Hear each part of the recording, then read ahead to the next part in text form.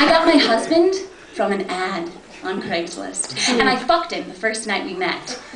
Because I looked at him and I knew he'd be a great novelty fuck. Not because he had a peg leg or an eye patch or I thought it would make a good story, but because one look in those baby blues and I knew deep down in my heart of hearts I would never fuck anyone hotter.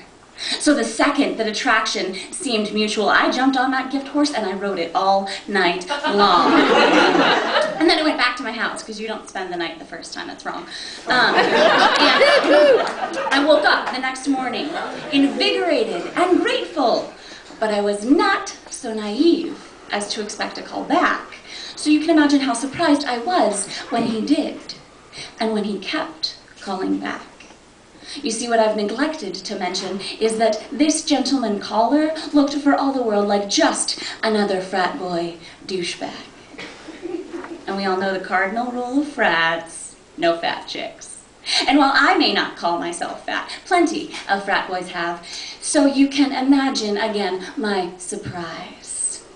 It gets programmed into you that at a pretty young age that you can love yourself as much as the day is long, and you can think that you're the bee's knees, but you still can't date yourself. And if you just so happen to be a larger woman born in today's society, you also have to accept that you will never be beautiful, that someone will have to think outside the box to consider you pretty. And the number of people who do appreciate a woman of a larger stature is so small and marginalized, it's considered a fetish. Oh. And if you happen to be a woman of my proportions, larger and incredibly hourglass-shaped, you also have to accept that you will always be a sexual object, and while you may never be beautiful, you can at least be sexy, which will only ever get you bent over the deep fryer in the back of John Henry's, but at least that's something. This is how I thought. So you can imagine my shock when the frat boy told me he loved me. And even more jaw-dropping shock when he asked me to be his wife.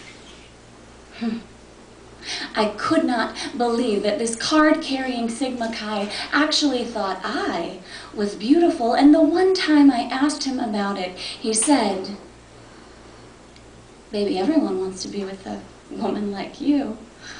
Whether or not they say it out loud, that's between them and God." And it got me to thinking, maybe I am Charlie in the chocolate factory. I have the golden ticket. I should light a candle and thank my lucky stars to be with a man who actually thinks that I'm beautiful. But maybe I was wrong.